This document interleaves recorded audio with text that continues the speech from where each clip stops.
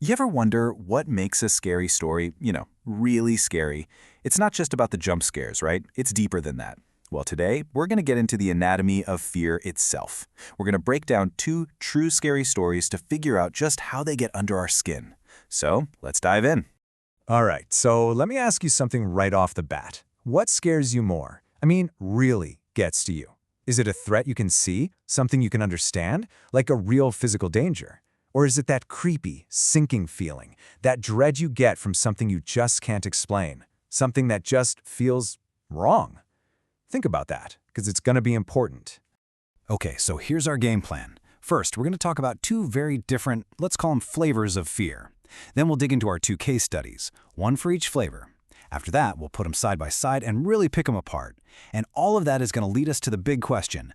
What are the secret ingredients that make a story just terrifying? When it comes to horror, it usually boils down to two main things. First, you've got the fear of the known. That's your clear and present danger, something you can see and understand.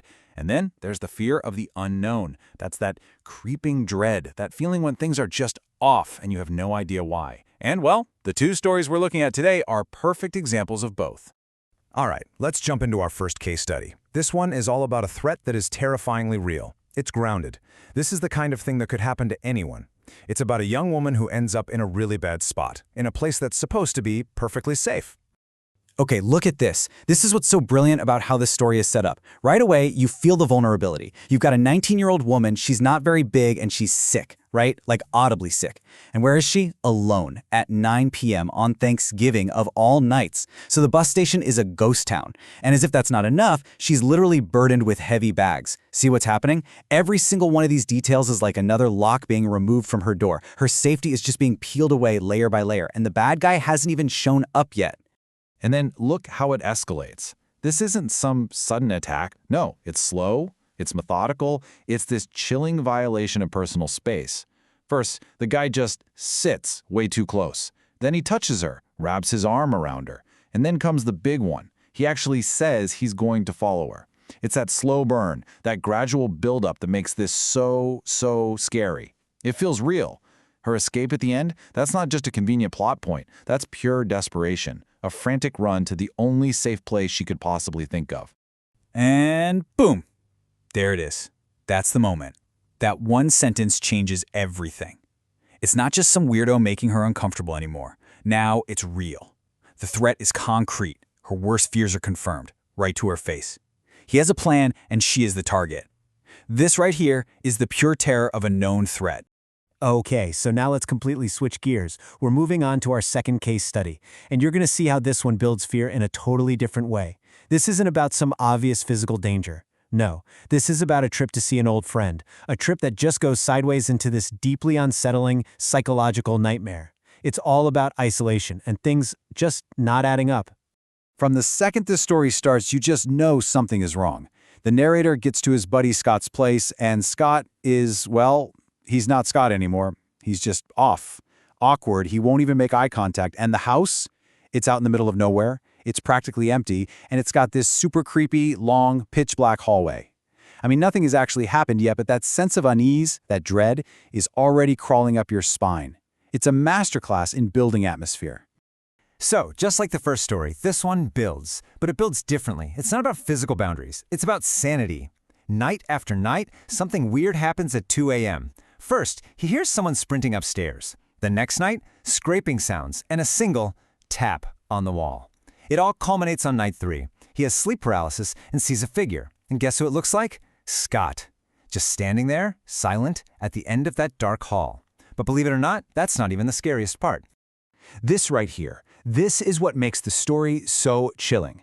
Think about it. He confronts his friend. He's begging for a logical explanation. Who is downstairs?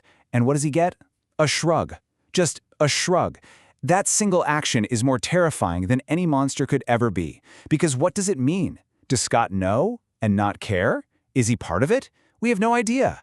The real horror here isn't the figure in the dark. It's the complete and utter lack of an answer. Okay, so we've got two incredibly scary stories that work in completely different ways. Let's put them up against each other and really see what makes them tick. When you look at it like this, the difference is just crystal clear, isn't it? Story A, the stalker, takes something real, a public place, a human predator, and turns it into a nightmare. The fear comes from physical danger, and it ends, thankfully, with escape. But story B? It does the exact opposite. The setting is truly isolated. The threat is a total mystery. It creates this psychological dread that you can't escape from because the horror is the not knowing. With the first story, the fear stops when you're safe. With the second one, that's when the fear really begins, right there in your own head. So what does this all tell us? After digging into both of these, what are the secret ingredients? What's the real takeaway for what makes a story scary? It's pretty amazing because even though they're so different, they use the same basic toolkit. Both stories zero in on vulnerability and isolation. They both use that slow, escalating buildup to crank up the suspense until you can't take it. They ground everything in details that feel real.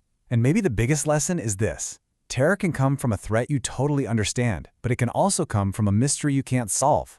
Sometimes it's those unanswered questions that are the most terrifying because they stick with you. They just fester in your mind. And really, that's the magic of good horror, isn't it? It knows exactly which buttons to push. It plays on our very rational, very real fear of being hurt. But it also pokes at our irrational fears, our fear of the dark, of things that go bump in the night, of stuff that our logical brains just can't explain away. So that brings us back to that first question I asked you. After all this, what are you going to be thinking about tonight? Will you be double-checking the lock on your front door? Or will you be staring a little too long into that dark hallway? The answer? Well, that probably tells you everything you need to know about what you're really afraid of.